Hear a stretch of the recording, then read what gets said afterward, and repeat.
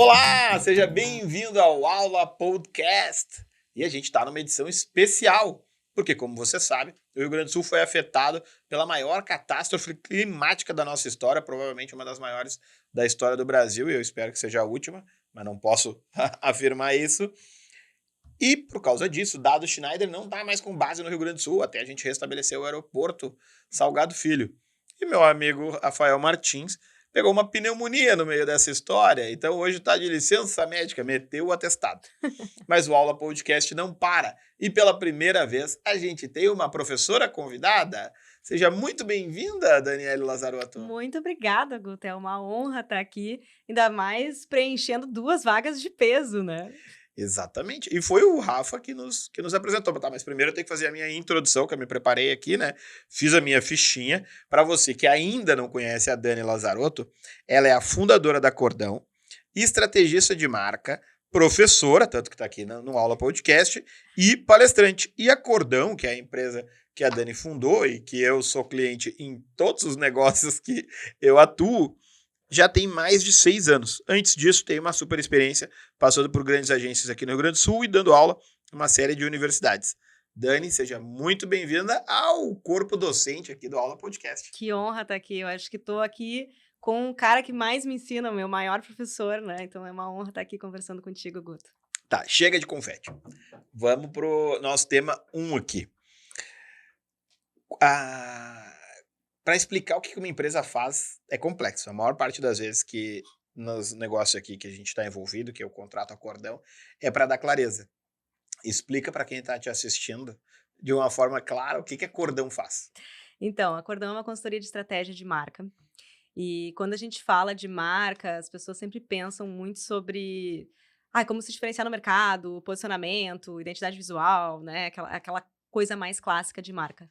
A gente entende marca como uma ferramenta de gestão capaz de dar clareza para as empresas tomarem decisões de negócio mais alinhadas, mais acertadas e mais coerentes com o que o consumidor vê.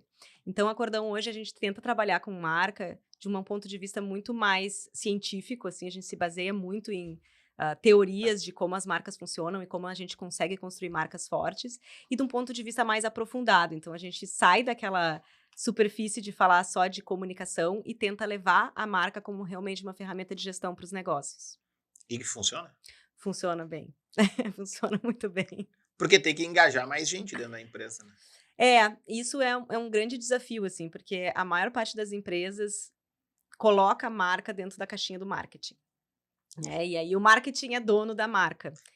Deixa eu te interromper. Tu não acha que quando a gente pensa em marca, a galera pensa imediatamente nas 10 marcas mais lembradas do Brasil? Uhum. Sabe, Renner, Nubank, Havaianas, Tramontina. E aí imagina que é só a marca para o cliente final. Uhum. Mas toda empresa tem uma marca. Toda empresa tem uma marca. Eu acho que quando a gente pensa em marca, tem uma palavra que é mais clara, né? Que é reputação, né? Então, como as empresas enxergam a tua marca, qual é a imagem que ela tem para o mercado, o que se fala quando a tua empresa não está na sala, para o lado de fora. E para o lado de dentro tem uma outra faceta da marca que é a cultura, né? Que é como aquela empresa realmente funciona, como aquela empresa opera. Então, são essas 2 facetas que a gente tenta equilibrar. O que a marca significa para fora e como ela orienta as decisões e as ações da empresa para o lado de dentro, né? Então, cultura e reputação são palavras que as pessoas entendem em qualquer lugar. Então, a marca, além do que a gente costuma ouvir, que é a parte visual, todo mundo fala em marca, mudei o logo. Mudei o logo. Tu traz aqui a leitura de cultura, que é quando a gente olha a marca para dentro de casa, e reputação, que é a marca para fora de casa. Tá. E como é que tu chegou nisso aí? Poxa vida, não sei te dizer. Acho que são muitos anos, assim, estudando como a marca funciona. Mas tu começou a estudar onde? Cara, eu me apaixonei por marca na faculdade, tá? Eu sou publicitária e Te formou aqui em Porto Alegre? me formei em Ijuí, na Unijuí. Ijuí. Eu sou do interior, gaúcha do interior do estado. E logo quando eu estava fazendo faculdade, eu percebi que a área de criação não era a minha praia, né? E aí eu comecei a ver que outras possibilidades de carreira eu tinha, foi quando eu cheguei na parte de gestão de marca. E aí eu li o meu primeiro livro do Aker, né, David Aker, Teoria Básica de de gestão de marcas, e eu me apaixonei por aquilo porque eu achei que aquilo realmente era um jeito de propaganda que eu realmente acreditava, além de fazer um comercial criativo. Lá em Juí. Lá em Juí. E aí eu comecei a ler, para me aprofundar, eu fiz o meu TCC lá em 2008 sobre gestão de marcas, e a partir de então eu comecei a ler e estudar e entender. Mas eu acho que essa visão de como a cultura impacta na marca, ela foi muito uma visão empírica, assim, né, claro, tem teoria sobre isso, mas muito sobre o quanto a gente fazia coisas para clientes e via quando eles davam certo ou não. Então, o dar certo ou não dar certo, ser consistente ou não ser consistente, dependia muito do quanto aquilo que a gente propunha para os clientes enquanto estratégia ressoava com a cultura que eles tinham internamente. Então, quando estava muito distante o que a gente queria criar de reputação com o que a gente tinha de cultura interna, aquilo não acontecia. Né? Então, virava um comercial e morria, né? Porque não ia para frente, porque aquilo não era uma cultura, não era uma verdade. Quando eu comecei a perceber que quando eu alinhava mais a reputação e a imagem que eu queria gerar para fora com o que tinha de cultura da empresa, a gente conseguia fazer aquilo ser mais do que uma campanha e perdurar em outras ações e perdurar por muito tempo dentro da empresa. E isso tu foi aprendendo fazendo Fui aprendendo dentro fazendo. de agência. Fui aprendendo fazendo dentro de agências, e quando eu saí desse modelo de agência, foi quando eu comecei a conseguir fazer isso de verdade. Porque dentro de uma agência de propaganda, a gente não consegue sair do marketing, né? A gente só fala com marketing, a gente é brifado pelo marketing. Quando eu saí e montei a minha consultoria, uma das minhas premissas era que a empresa toda tinha que estar mobilizada naquele trabalho de marca. Então, a gente sempre busca o comercial, a gente busca o financeiro, a gente busca o C-level, a gente busca quem atende cliente, a gente busca, depende de cada modelo de negócio, né? Mas assim, buscamos figuras estratégicas para estarem dentro da marca. Assim, a gente consegue retratar tanto a cultura quanto colocar as principais chaves da empresa para pensar naquele modelo de negócio e sair de uma coisa só voltada para o marketing para uma coisa que realmente direciona negócios e ações, né? Tá, e tem alguns exemplos aí que tu pode contar pra nós aí? Umas marcas? Alguns Pode, não exemplos. precisa ser que tu atendeu, se tu não puder, mas umas que estão fazendo errado e umas que estão fazendo certo. Ai, gente, é sempre difícil a gente pensar em exemplos assim de bate-pronto. Só quando o microfone tá ligado, né? Quando o microfone não tá ligado, é bem fácil a gente falar quem tá fazendo errado. Falar quem tá fazendo certo até funciona de forma mais simples. Eu acho que eu vou pedir para quem está nos ouvindo tentar buscar esses exemplos na sua cabeça, assim, de tentar imaginar empresas que a gente vê, às vezes, fazendo uma propaganda, a gente vê um discurso na TV e, de repente, a gente vê uma atitude deles que não tem nada a ver com aquilo que a gente acabou vendo na propaganda. E aí as pessoas vão lá pro Twitter, pro TikTok, dizer: "Ah, bonito, hein, dona marca, fica falando sobre isso, mas na verdade está fazendo aquilo". Então, quando a gente começa a ver esse tipo de atitude acontecendo, a gente começa a ver que não tem Por isso que tu fala que quando alinhamento, coloca o marketing deu o briefing, mas a operação não tem tá nada a ver. envolvido. Agora me veio na cabeça um exemplo bom, que eu acho que é uma Sabia que ia empresa vir. que consegue fazer isso, que eu acho que é o Burger King. Então, o Burger King, ele tem essa cultura bem rebelde, assim, de comunicação, muito voltada para o humor, e ele consegue sustentar isso. E quando ele erra, né, eu acho que agora nessa semana saiu A campanha do Procon. a campanha do Procon. Maravilhosa. Então, quando ele erra, ele consegue se desculpar e, às vezes, se desculpar de uma forma dentro da cultura dele, né? Bem-humorada, respeitando, então, todas as questões da marca. Então, quando a gente vê o Sim, Burger esse ano eles tiveram King aquele problema do Kid Bengala, do eles Kid tiveram que voltar Bengala, atrás na tiveram que voltar campanha. atrás. Mas Mas eles... acho que eles estão sempre indo no limite. Então, assim, às vezes eles vão errar. Faz parte. Mas errar faz E parte. ninguém se incomoda com eles errarem. Porque vai ter ali aquele público que vai reclamar e tal. Mas todo mundo sabe que eles vão no limite pra levar essa ideia deles de marketing. Essa campanha, quem não viu, vai lá no Instagram do Burger King Brasil e vê eles tomaram alguma notificação do Procon, acho que por causa de um sanduíche de costela, que não tinha costela. No mesmo esquema aquele aqui do Mac Picanha, que não tinha picanha. E aí eles refizeram toda a tese e lançaram um sanduíche agora, que tem costela. E o vídeo é sensacional. E o Burger King ele sustenta isso, né, então tu vê que não é só na campanha, eu acho que quase todos os canais eles conseguem sustentar essa coisa bem-humorada. Acho que nos próprios lanches, dentro da experiência da loja, os brindes que eles criam, então é uma experiência completa que quando É, tu tá ali, tu e consegue eles, viver isso. em dado ponto, eles são malucos, porque eles se meteram nas eleições. Tem É, uma campanha histórica deles de do falar de sanduíche, sair do muro, o voto em votar em branco, branco, que é inacreditável. eles Que é um assunto, têm não, acho que não tem nos últimos 10 anos no Brasil um assunto mais polêmico para alguém tentar entrar do que política. exatamente. E eu acho E eles que conseguiram entrar nesse assunto.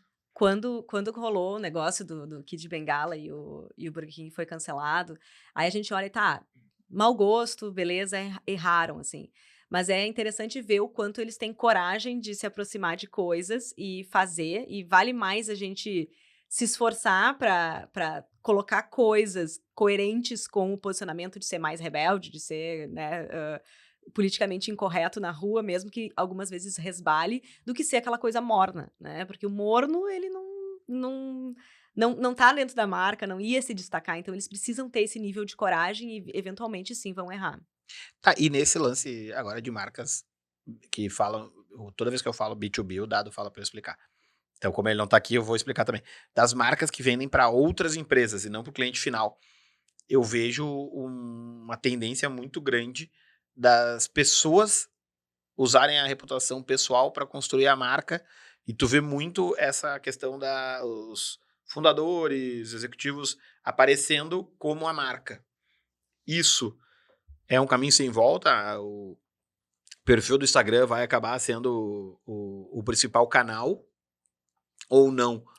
Eu acho que tem muitas marcas fazendo isso, não só marcas B2B que vendem para outras empresas, mas eu acho que também tem muitas marcas B2C que fazem isso, né. Tipo a CIMED, assim.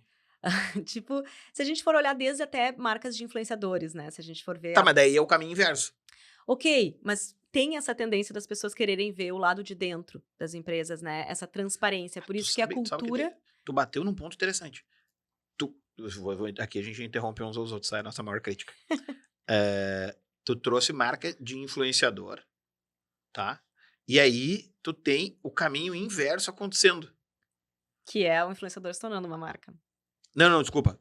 A marca criada pelo influenciador. Beleza. Aqui nós temos a Virgínia lá da WePink. Exato. Beleza. Que é o nosso maior exemplo do Brasil, e acho que o maior exemplo até é a Boca Rosa, Uhum. tá? Que vende mais. Beleza. E aí tu tem uma CIMED criando a família CIMED lá, virando influenciadora e fazendo o caminho inverso. Sim. Mas atuando no mesmo esquema. Mas é que tudo isso parte do mesmo desejo das pessoas de se conectarem com pessoas conhecidas, né? Não só com a empresa, mas com alguém que elas conhecem e confiam. Então, tudo isso parte do mesmo desejo dos consumidores, né? De estarem mais próximo daquilo que eles consomem. Volta no tema reputação. Volta no tema reputação. E Tá, então agora cultura. o dentista vai ter que ter Instagram. Dentista sem Instagram não existe mais. Não existe mais, é muito forte, né? Eu acho que. Eu sei, eu sou exagerado. Eu acho que é muito forte. Eu acho que sim, existe ainda vários profissionais de pequenos nichos, né, que atendem sem escala, né, então continuam atendendo ali pequenas pessoas, né, tu tem um ciclo pequeno de O cara clientes. tem o nicho do nicho, especialista, não sei o quê. Agora, Não para precisa de te Instagram. vender em escala, né, tu vai precisar realmente se comunicar digitalmente, né, e colocar a sua imagem para o público. Tá, então os cursos de medicina e áreas da saúde vão ter que colocar a cadeira de branding.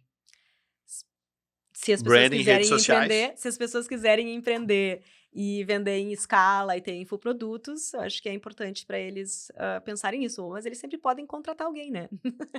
Sim, tem essa alternativa. Pode até fazer um curso do Share, né? De Exatamente. branding, que é a nossa professora, Daniela Ou Lazzarotta. contratar um dos milhares de alunos do Share, que estão É, extremamente qualificados para fazer isso. tá. Deixa eu te fazer uma pergunta. A gente se encontra várias vezes em eventos. Aqui eu fiz colinha hoje, né? Tu foi para vários eventos nos últimos tempos aí, tava lá na XSW, fez uma super cobertura e tá rolando agora o Festival de Cannes, né? Parece que só eu e tu não fomos, né? Tá todo mundo lá. Um abraço pros nossos amigos, todos estão lá tomando rosé quando a gente pega a chuva aqui no O Rio Grande do verão Sul, onde é a europeu. nossos estúdios Combo, que é o nosso patrocinador aqui, maravilhosos. Agora estão numa sede nova, incrível. Depois eu vou botar no Instagram para ver se eu ganho uns seguidores aqui. Quem é que a gente deve ouvir no meio de tanta gente falando, ou a gente só deve ouvir o chat GPT? Não, né? Acho que eu vi o chat GPT para muitos assuntos, ele não tá ainda qualificado o suficiente. Cara, tu é o mestre dos eventos, tu vai em eventos desde que eu tava lá em Juí lendo o Waker, mais ou menos, né? Mas eu sempre, quando eu vou em eventos, eu procuro ouvir pessoas que são estudiosas, assim, científicas, né? A gente tem a tendência de querer ver, a gente vai ver a fulana da empresa moderninha, da empresa que tá Gastando bastante em mídia. gastando bastante em mídia, a marca X, a Y. Eu sempre prefiro ir atrás das pessoas que são ah, acadêmicos, que são de áreas em específico, sabe? Então, quando a gente vai ver gente de antropólogos, psicólogos, gente que estuda em profundidade coisas assim, eu acho que a gente sempre consegue aprender um pouco mais do que aquilo que já foi traduzido, requentado e reorganizado pelo mercado, né? Então, eu prefiro sempre ir na fonte quando eu tô nesses eventos. Tá, então, como professora, tu gosta de ouvir outros professores. Gosto, Tem um comportamento acadêmico. gosto. E o chat GPT nessa história? E o inteligência artificial? Porque a gente não consegue hoje olhar para nada de tendência dissociando a inteligência artificial. Acho que a gente passou aquela onda lá que houve aquela bobajada do metaverso, o Uhum. NFT e todas essas bobagens que o pessoal acreditou, mas a inteligência artificial já passou da tese da bobagem. Já. Ela é a realidade, não tem uma alternativa. Ou tu vai. Como é que é a frase que o Dado usa? Você não vai. Sei não, acho que é o Rafa que usa. Nenhum deles está aqui, então vou eu usar. Que é: você não vai ser substituído pela inteligência artificial, você vai ser substituído por alguém que sabe usar a inteligência artificial. Essa frase é de todo mundo. Não Essa é nenhum frase tá na deles. internet, assim, a Então, pessoal, varrer. não tem crédito mais. Talvez seja até da própria chat GPT a frase. Possivelmente. Como é que o profissional hoje, tá? Quem tá nos ouvindo, que não é do mercado da comunicação, que tá ali mais ou menos no meio da carreira, se bem que a gente nunca sabe quando é que é o fim da carreira, né? Provavelmente pela Previdência não vai ter fim. Mas isso é para outro episódio de podcast. O cara não estudou, ninguém estudou inteligência artificial na escola, né? Agora, talvez Talvez tem comecem a bastante gente. estudar. E o cara tá com medo. Eu sei que tu tá pesquisando, vai sair um estudo. Uhum. Como conviver com mais uma troca? Porque teve gente que tá no mercado ainda, que teve que se adaptar à internet. Uhum. E ao mesmo tempo tem aqueles que nasceram com o celular na mão e estão trabalhando hoje. E a gente nota essas diferenças. Todo mundo agora, essa geração, a geração anterior, tá todo mundo tendo que entender como é que funciona a inteligência artificial. Qual que é a tua leitura sobre isso? A partir de pesquisa, e conta um pouco da pesquisa também. Tá. Então, a Cordão tá conduzindo uma pesquisa sobre como o profissional de marketing brasileiro tá vendo a inteligência artificial. Então, Com medo ou não? vou adiantar que, surpreendentemente, o brasileiro tá, assim, achando que nada vai acontecer com ele, que ele é criativo demais e que a inteligência artificial ele já zerou, né. Então, é uma postura quando a gente vai até A essa autoestima do homem hétero tá... a autoestima do brasileiro é algo. É que faz muito sentido quando a gente olha para como o brasileiro se comporta em tudo, né. Então a gente vai ver o quanto o brasileiro usa a rede social, a velocidade de adoção do Pix. O brasileiro ele é um adotante nato de ver, a gente vê tanto é que a gente trocou terra por espelhinho, né, a gente vê uma tecnologia e a gente: eu quero essa tecnologia", né, então a gente abraça muito rápido as tecnologias sem menos questionar, né. Eu acho que com inteligência artificial, principalmente no marketing, né, que é o recorte que a gente está trazendo para nossa pesquisa, os profissionais estão muito já vendidos e comprados nessa ideia de que a tecnologia veio para ficar. O que eu enxergo assim? A gente está muito no início, né? Então é difícil da gente saber exatamente qual vai ser a profundidade que essa tecnologia vai ter num curto prazo, né? Então, hoje as pessoas entendem que usar inteligência artificial é usar o chat GPT, e elas dizem, eu uso inteligência artificial, mas na verdade elas estão ali usando o chat GPT, que é um nível rasíssimo, assim, de interação com inteligência artificial. As possibilidades ferramenta realmente mudarem o que a gente faz, elas vão muito além da produção textual, do chat GPT, das respostas que a gente estava antes perguntando para o Google. Então, exige que a gente reaprenda muitas coisas, só que isso ainda não começou, de fato, a ser sentido no nosso dia a dia. Porque as pessoas ainda estão sentindo a ferramenta mais básica, que é o chat GPT. Quando isso começar a realmente ficar bom para entrar em outras análises, né? Então, a gente sair, o texto da rede social, para ir realmente fazer a análise de crescimento e recomendações de onde você tem que investir o seu próximo milhão da sua empresa, aí as pessoas vão começar a sentir mais o impacto da inteligência artificial. Tá. Então, ainda não passou o trem.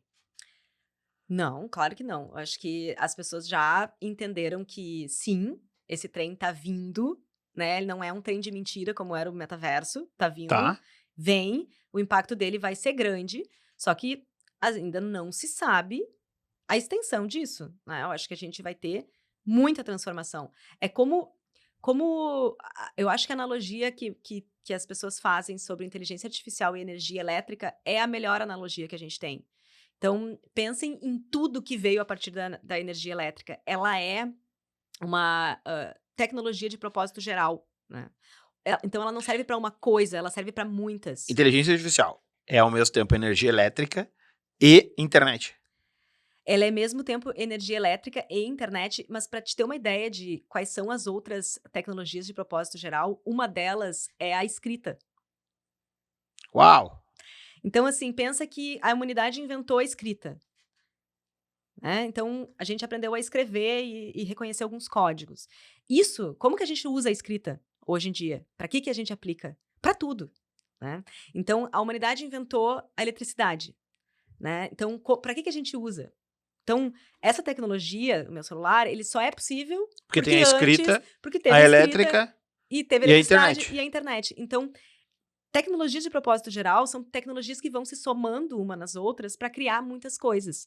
Então, a inteligência artificial, quando a gente olha para o chat GPT, tá legal ali, tem uma interação, mas é uma coisa quase Google, né? Espera aí, É vamos só anotar que esse termo é bom. Tecnologia de propósito geral. de propósito geral.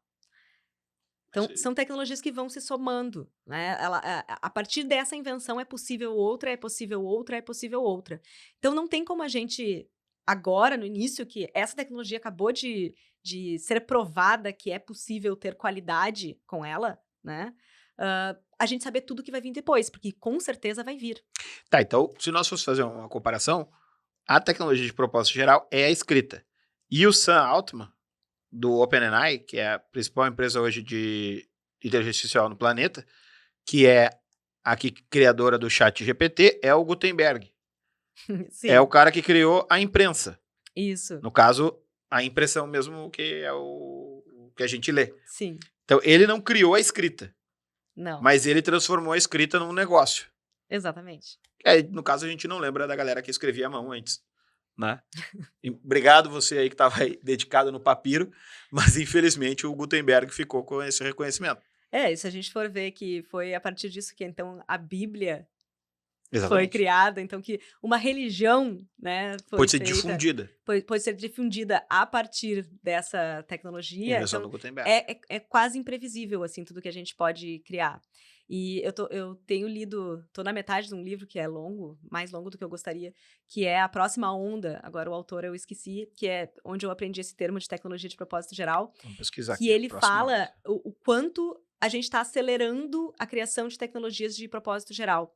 Então, que no século passado a gente teve... Mustafa Sulayman. Eu cliquei aqui bem na hora que apareceu o nome do cara. Que, sei lá, em 1000 anos a gente teve 10 tecnologias de propósito geral e nos últimos 100 a gente teve 6. Então, assim, a velocidade em que essas tecnologias vão criando novas coisas. Agora me conta quais são essas 6 aí. Eu não consigo me recordar todas, né? Mas a gente já citou algumas, né? A internet, o Tá. motor, a biotecnologia, o genoma. Então, Uau! são várias coisas que são grandes tecnologias que no último século a gente criou. A gente nem se dá conta, mas o Não se dá genoma, conta. Não, eu me dou conta. Eu sei a Dolly, bastante. né? Quem estava vivo lá para ver o Fantástico A quando ovelhinha fizeram a Dolly. Dolly, a sequenciamento do genoma. Foram grandes. Sulaiman, Mustafa Sulaiman e Michael Bhaskar. É um livro muito bom, eu tô gostando muito de ler ele. Ele é surpreendentemente longo, mas ele é aqueles que são capítulos que trazem realmente conhecimento para te entender o que é a inteligência artificial e como que ela pode se ramificar. Eu peguei aqui o celular que eu queria achar a frase do Sam Altman, que ele falou essa semana e foi divulgada por vários lugares, que é: à medida que você vai ficando mais experiente, você descobre que todos os cargos sêniors são de venda. Uhum. Eu adorei, né? Mas vai sobrar esse negócio pra gente? Negócio de venda? O que vai sobrar nessa adoção de inteligência artificial? O que eu fico pensando é o seguinte, ó. Vai ter gente pra olhar tudo que a inteligência artificial faz? Porque a gente sabe que não tem gente pra ver todos os anúncios que aparecem na internet. A metade dos anúncios que aparecem na internet não são vistos por pessoas. E esse é um grande problema da mídia online. Uhum. Eu acho que a gente tem que pensar em consequências, assim. Eu acho que tem coisas que vão ser muito boas e tem coisas que as pessoas vão rejeitar. Então, meu palpite com relação à inteligência artificial é que daqui a alguns, não tantos anos, mas quando essa tecnologia começar a realmente inundar os nossos e-mails com que a gente nunca vai saber se a gente já não sabe, toda ligação que a gente recebe, a gente já supõe que é um robô, né? Então, Essa frase é muito boa. Toda ligação que a gente recebe, a gente já supõe que é um robô. Acho que é por isso que o Rafael nunca atende as minhas ligações. eu não atendo quase nunca de ninguém, porque quando toca, eu acho que é um robô que tá me ligando. E hoje de manhã eu recebi uma ligação e eu ouvi um alô que parecia ser humano. Aí eu respondi alô, e aí eu caí no golpe porque Eu era um também, robô. caiu isso aí comigo também. Não, eu fiquei esperando o alô. Ó, tô me ligando aqui. Será que é um robô? Vamos atender ao vivo. Alô? É um robô. Olha aqui. Me ligou o número. É um robô ao vivo. Enquanto a gente fazia isso aqui. É inacreditável. Usando o número de celular. Olha aqui, ó. Então, a gente recebe uma ligação, a gente pressupõe que é um robô. A gente recebe um e-mail e a gente começa a ler, a gente pressupõe que aquele e-mail é de um robô. E então, imaginem isso olhando para a rede social e vendo o post da marca ou do influenciador que você costumava consumir conteúdo e admirar ele, você começar a perceber que aquilo não é mais genuíno, que aquilo tá de alguma forma pasteurizado. Eu acho que em um momento em que essas coisas começarem a ficar too much, a gente vai começar a querer se conectar pessoalmente. Então, quando a gente começa a ver golpes, por exemplo, aquele golpe que foi um dos primeiros golpes voltados para a inteligência artificial, que o financeiro de uma grande multinacional recebeu uma ligação do chefe dele, mandando ele fazer uma transferência. Ele quis confirmar, ele fez uma call em vídeo com o chefe dele, em que o chefe dele disse sim, é para você transferir esse dinheiro, e ele transferiu milhões de dinheiro da empresa para uma conta de fraudadores, né? Então, como é que você vai Sabe que confiar? eu já recebi instrução do grupo recebendo alertas que pessoas poderiam se passar pelo CEO. No caso, as pessoas não iam se passar, entendeu? É um nível de inteligência artificial que tu coloca a imagem da pessoa, ela fala com o tom de voz, com a imagem, e aí o CEO da empresa iria aparecer pedindo alguma coisa do gênero. Uhum. Aí eu sugeri pro financeiro, olha só, não paga mais ninguém. Até aparecer aqui, não paga mais ninguém. No mínimo, nós vamos salvar o caixa. Ainda bem que não era um momento que eu tava com um projeto com você. Não, aí tu ia ter que ir lá, ó, nós estamos aqui, ó, tem que pagar. Não, mas pensa no quanto que... Mas esse caso virou um clássico de menos de um ano.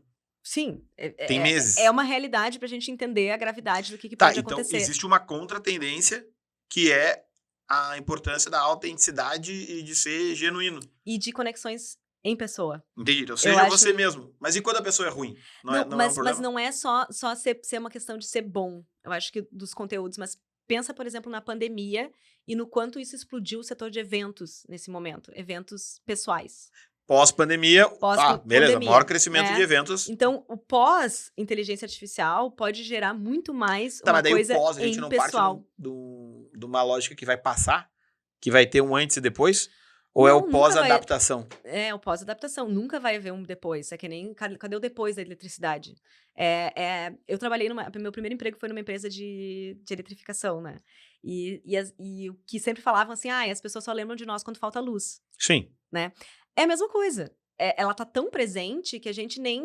Quando falta luz, a gente vai lá e fica tocando na parede, tentando ligar a luz, porque a gente esquece que faltou, né? Porque é tão natural. Aham. Então, o pós-inteligência artificial não é que ela passou, é que ela tá incorporada, ela tá tão presente que a gente nem percebe mais que ela tá ali. Tá. E quando isso vai acontecer? Muito em breve, eu acredito que em termos de 2, 3 anos, a gente já vai estar muito, muito avançado pela velocidade em que as coisas estão andando. Então, eu preciso me aprofundar nisso.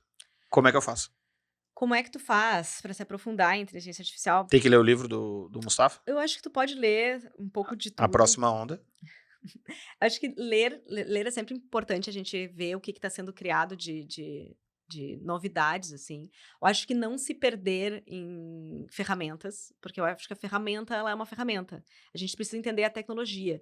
Então, eu não preciso me perder para entender só o ChatGPT, ou entender, agora tem a nova inteligência artificial que dubla, a que faz isso. Não é a ferramenta em si, mas entender como que aquela tecnologia pode ser incorporada dentro do Tu acha que a trabalho. gente tá vivendo uma fase, tipo, quando saiu o iPhone, eu lembro que os aplicativos que tinha um que tu pegava, abria uma tampa de Coca-Cola, assim, fazia o barulho.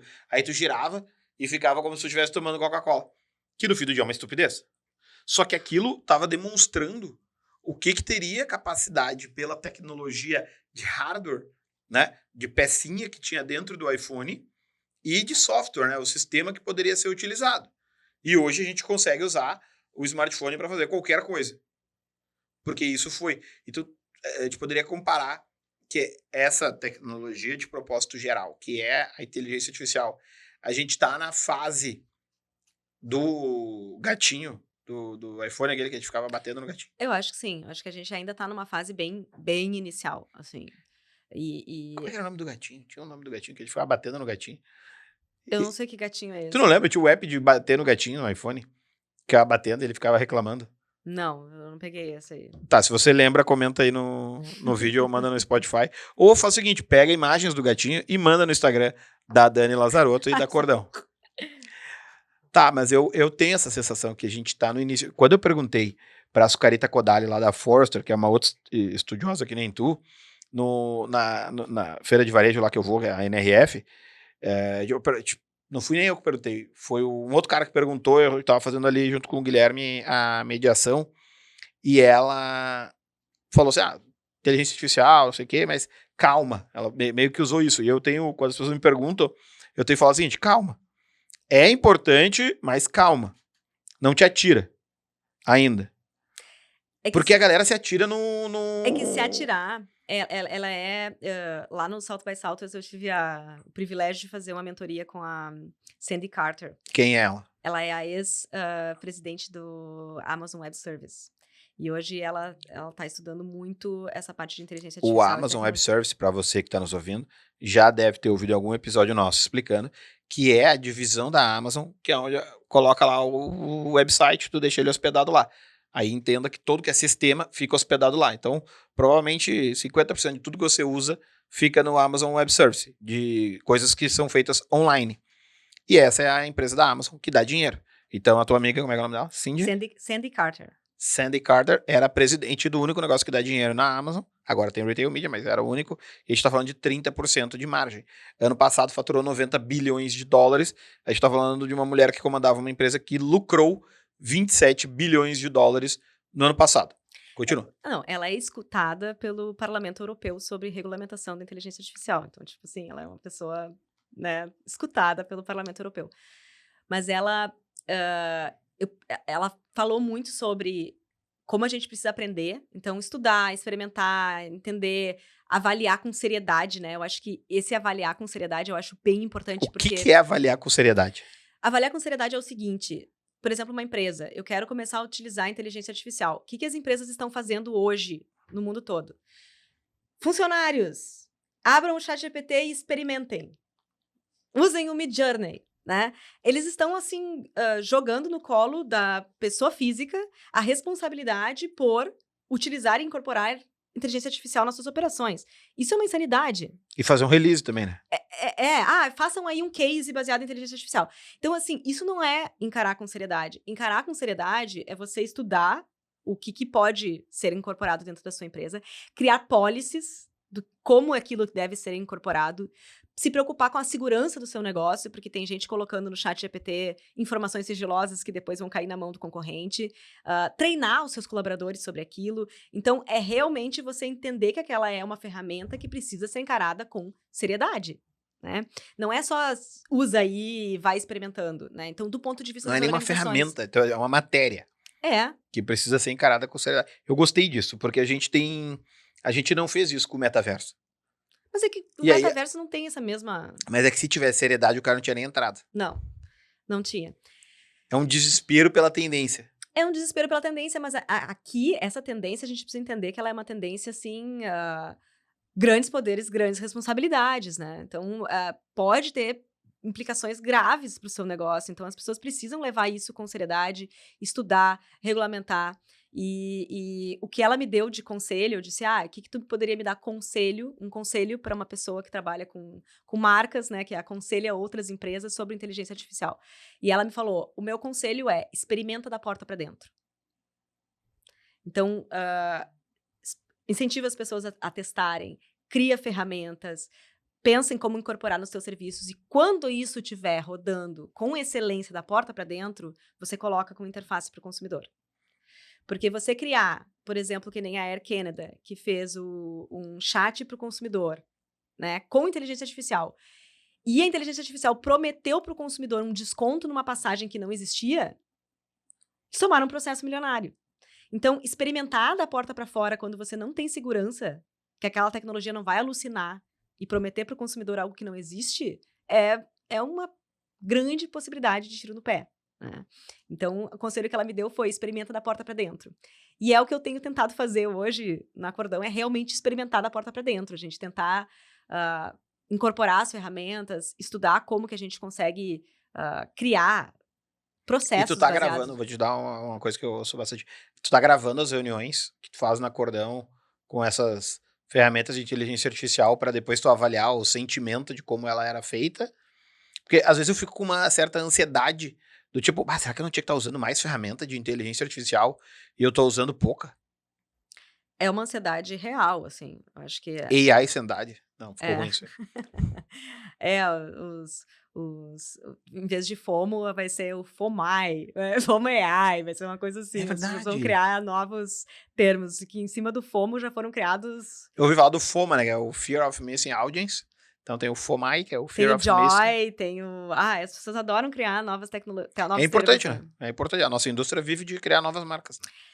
Mas sempre alguém, quando cria esses termos novos, acha que vai revolucionar, e na verdade é a mesma coisa com um novo termo, né? Tá, agora eu vou fazer uma mudança radical na nossa conversa. Vai lá. A collab da Havaianas com a Dolce & Gabbana. Interessantíssimo ponto.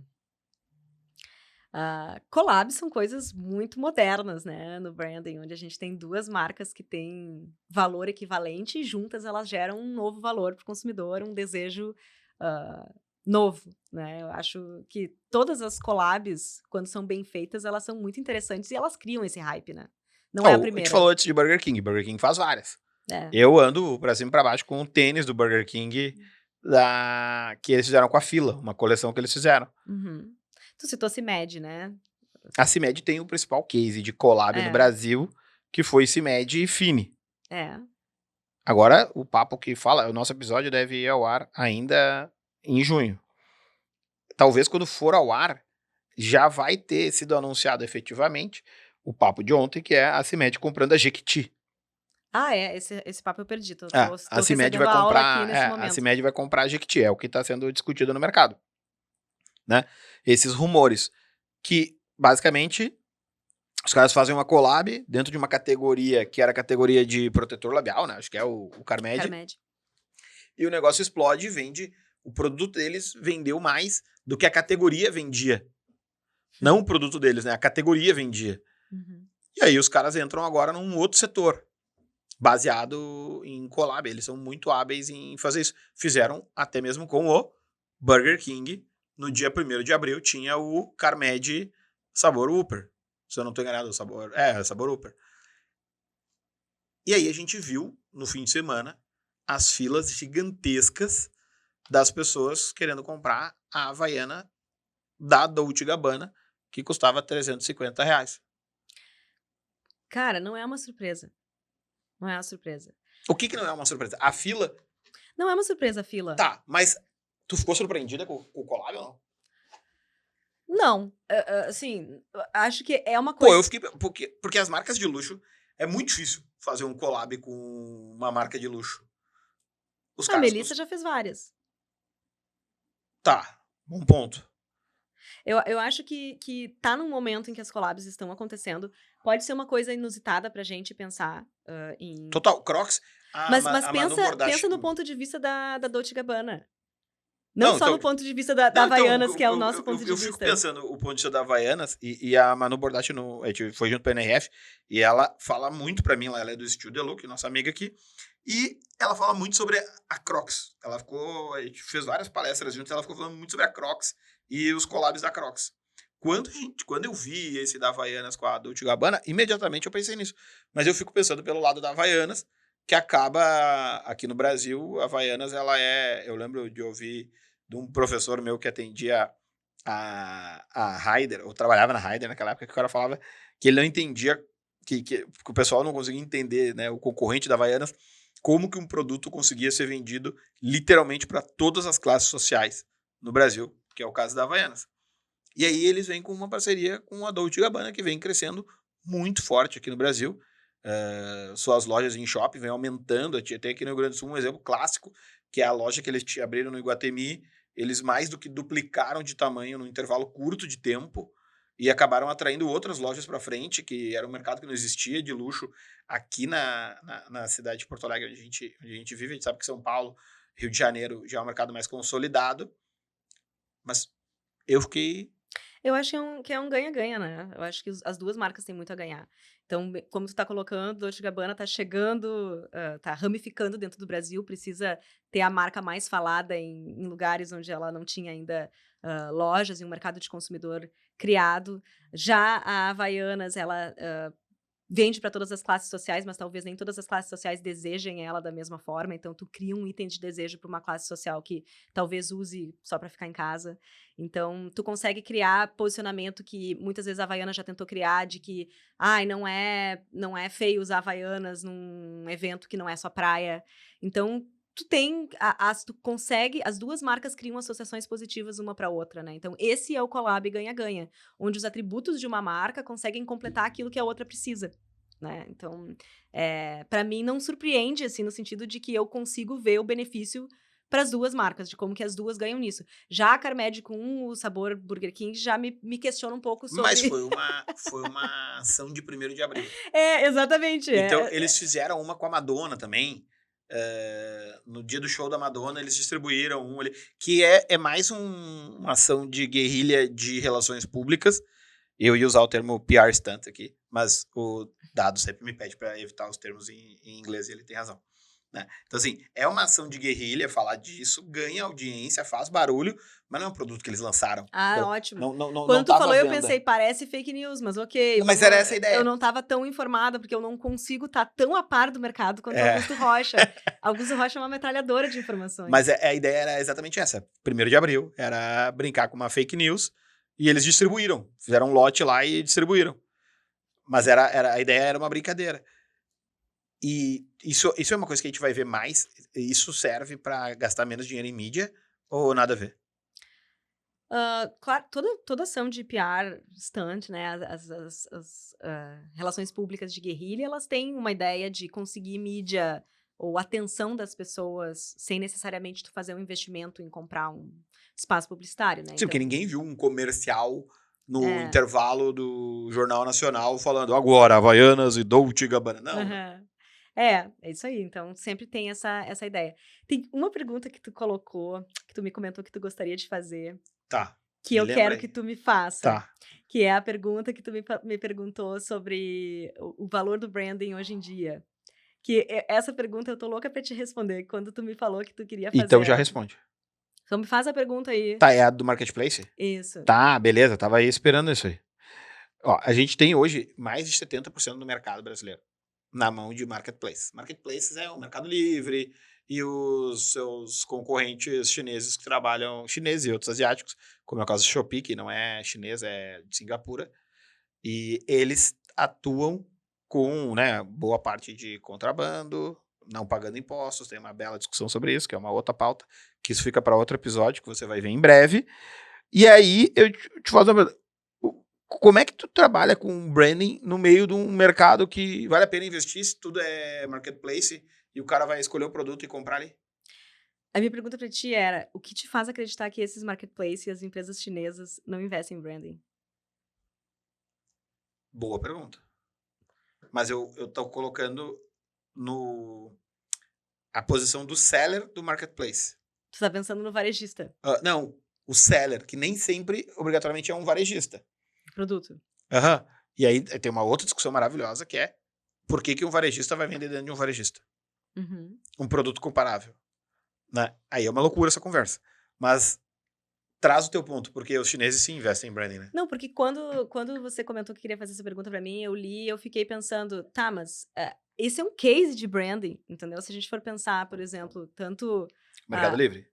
o Mercado Livre é um case de branding, se a gente for pensar até nos próprios chineses, né, eu acho que a Shein, a Shai ou Shein, é um case de branding, é um super case de branding. Eles conseguem criar uma consistência nos pontos de contato da Shein que Absurdo. é absurda. Então, quando eu li aquela pergunta, eu digo: "Tá, mas aí, só por si só, tá o valor do branding quando a gente olha para uma empresa dessas e a gente vê a força que elas têm para botar outros varejistas vendendo lá Não, dentro, aí eu tô 100% comprado. A minha pergunta é pro seller que tá ali dentro. para o pequeno". É? Porque eles não fazem nada. Nem o Mercado Livre, nem a Shopee, nem a Shein, eles não têm um setor de compras. Entendeu? O que eles têm é sellers, que são empresas que vendem lá dentro. Então eles têm que atrair esses caras que vendem lá dentro. O caso que eu gosto de lembrar é a Nike abrindo sua loja na Amazon, porque tinha uma rusga ali de vender produto pirata da Nike dentro da Amazon. Aí a Amazon convida a Nike para vender lá dentro. E aí a Nike vai. Aí o primeiro mês vende horrores, o segundo mês vende muito mais do que o horror do primeiro mês, o terceiro mês vende muito mais, no quarto mês acaba. Porque como o americano entende a Amazon como uma ferramenta de compra e não como um canal, não um e-commerce, não uma loja, tu direciona o tráfego que estava comprando direto do Nike.com para comprar no Amazon.com. E a Nike perde os contatos, perde a relação com o cliente final. Tá, a Nike tem força de marca para tirar e o cara continuar comprando a Nike. Eu acho que, assim, tu tá falando de um mercado que é grandioso, né, Gigantesco. gigantesco, porque ele é um mercado de muita escala, né, e ele pega muitas vezes a compra que ela é baseada realmente no produto, Tá. né. Então, assim, são compras funcionais. Então, vou dar um exemplo de muitas coisas que já comprei na Shopee, que já comprei nã eu Eu não quero posso dar esse exemplo porque eu não compro contrabando, mas vamos ver. mas tem empresas brasileiras dentro da Shopee. Tem muitas empresas brasileiras lá. Então, a gente pensa assim: "Ah, eu quero comprar um vaso de flor". Eu não quero um vaso de flor conceitual, eu quero cumprir a necessidade funcional que eu tenho de comprar um vaso de flor. Aí eu entro lá na Shopee e eu vejo o vaso mais barato e compro e resolvo uma necessidade minha. Uhum. Essa compra, ela é uma compra que poderia estar dentro do Zafari ou dentro de qualquer outro supermercado para quem não é Imediatamente para gaúcho. mim veio a ideia de ir na Cassol, que também é só Ok, tem aqui na região sul do Brasil por enquanto, mas agora acabou de fazer uma ok, fusão. mas é o mesmo sentimento de você estar na prateleira de um supermercado e pegar qualquer produto, porque aquele produto, ele cumpre uma coisa muito funcional na nossa vida. A gente não faz escolhas orientadas necessariamente por, hã, marca ou, emoção para todas as categorias que a gente compra, Tá? né. Então, essas, questões elas orientam algumas categorias e algumas compras específicas. Então, se eu fosse receber na minha casa uma super visita e eu quisesse comprar um vaso de flor para impressionar essa visita, ou para mostrar o quanto eu tô orientada a design, ou para ser um vaso que é autorregável e que já tem, sei lá, energia, o que mais que for de valor agregado naquele produto, aí sim eu poderia considerar e não comprar na Shopee ou na prateleira da Cassol e ir naquela marca de vasos que, né, que tem um conceito mais alinhado com o que eu tô buscando. Mas não são todas as categorias que a cabeça do consumidor funciona assim. Então, essas empresas que vendem em muita escala, elas conseguem pegar essas compras funcionais e fazer muito dinheiro e muito negócio em categorias em que isso não está presente, né. Então que é fácil vender assim. Mas outras categorias, se a gente for pensar, elas e outros valores agregados de produtos que são um valor agregado, que não é só o produto e o preço que interessa, aí a gente começa a ter questionamentos do quanto que elas conseguem recriar essa escala fora dos marketplaces, né.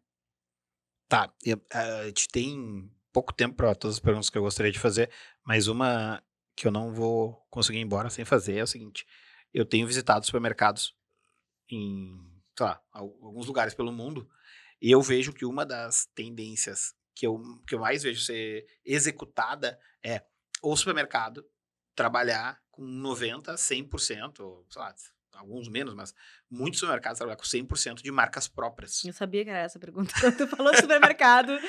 E aí, só que não é uma marca própria, são várias marcas próprias.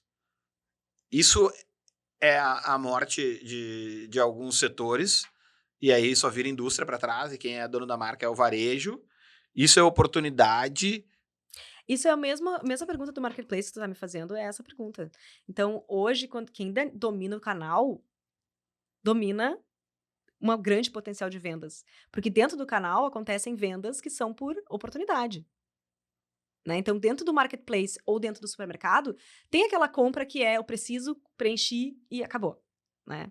Então, dominar o canal e criar uma marca própria é uma estratégia muito inteligente do varejo da gente conseguir ter, essa compra emergencial e criar um relacionamento com o consumidor das marcas que ele só encontra lá. Então a gente vai ver muitas, redes de varejo que fizeram isso, inclusive redes de moda, né. Se a gente olhar a forma como a Renner organiza o portfólio delas, que tem as marcas dentro da Renner, a Shein organiza o portfólio dela, que tem várias submarcas dentro da Shein. Então, essas marcas do varejo, elas sempre foram formas inteligentes de você, aproveitar o tráfego que você tem para gerar uma receita incremental para o varejista e resolver uma compra que muitas vezes é uma compra funcional.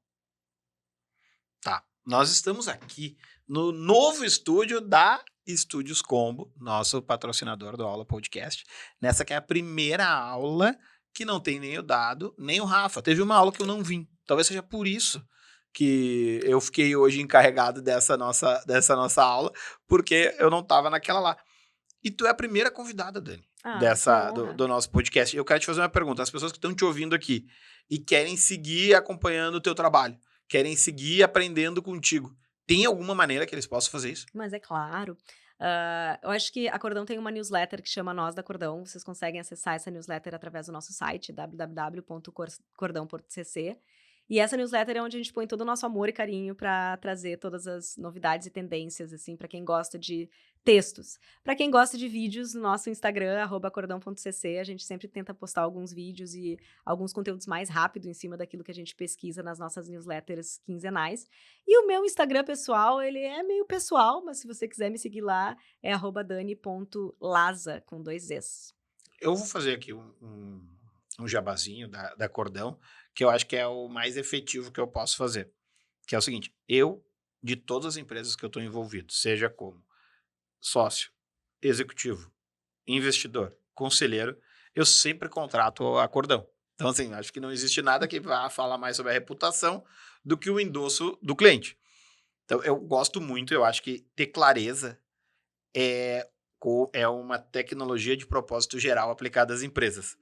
Antes da clareza, tu não tem noção da necessidade, o quanto tu precisa. Mas depois que tu consegue ter uma clareza estratégica, construída de forma conjunta entre a empresa e uma consultoria, Muda o jogo. Porque eu já vi exemplos de quando tem um trabalho de branding que vem num arquivo, sabe? A empresa tal fez a nova estratégia de marca. E aí tu lê aquilo ali e tu fica pensando, ah, é? É isso aí que nós somos? Eles que disseram que a gente é daqui pra frente. E aí aquilo provavelmente vai para uma pasta e ninguém abre. E se imprimir, pelo menos quando as pessoas usavam bastante escritório, elas iam ver o livro bonito. Mas se não, não vão abrir. Olhou só pra tentativa de reputação e esqueceu da cultura, né. Eu acho que esse é o maior erro, né. Tu diz assim: "Ah, tá, eu sou isso aí, então, né, então tu não me considerou".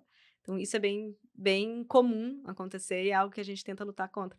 Guto é um dos nossos maiores clientes e principalmente nosso melhor vendedor, né. Sempre aparece alguém no meu WhatsApp dizendo: "Ai, o Guto, sou amigo do Guto", né. Daí eu já sei que temos que atender com muito amor e carinho. Espero que apareça mais.